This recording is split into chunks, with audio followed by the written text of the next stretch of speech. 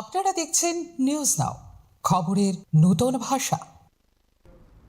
রাজ্যে জল সরবরাহ ও জল মান পর্যবেক্ষণ ব্যবস্থায় উল্লেখযোগ্য সাফল্যের জন্য জাতীয় স্তরে বড় স্বীকৃতি পেল ত্রিপুরা।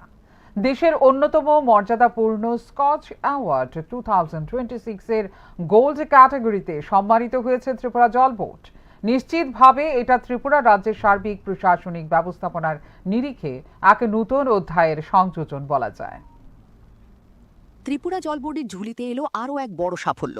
অমৃত 2.0 প্রকল্পের অধীনে আগরতলা পুর নিগম এলাকায় জলমান পর্যবেক্ষণ ও নজরদারি ব্যবস্থার সফল বাস্তবায়নের জন্য স্কচ অ্যাওয়ার্ড 2026 এর গোল্ড সম্মান অর্জন করেছে ত্রিপুরা জল বোর্ড।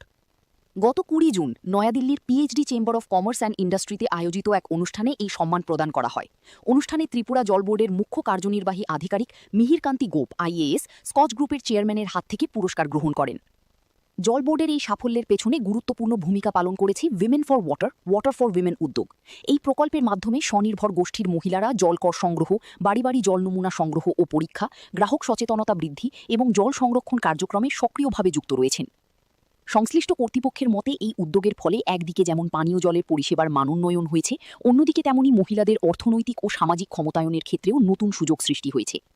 জল পরিষেবাকে আরও জনমুখী এবং কার্যকর করে তোলার ক্ষেত্রে এই প্রকল্প ইতিমধ্যেই একটি সফল মডেল হিসেবে আত্মপ্রকাশ করেছে।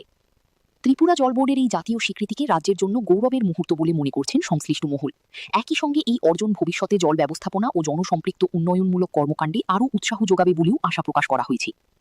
জাতীয় স্তরে এই স্বীকৃতি নিঃসন্দেহে ত্রিপুরার জল ব্যবস্থাপনার ক্ষেত্রে এক নতুন মাইলফলক। আগামী দিনে এই ধরনের উদ্যোগ আরও বিস্তৃত হবে বলেই আশা সংশ্লিষ্ট মহলের। Bureau report, news now.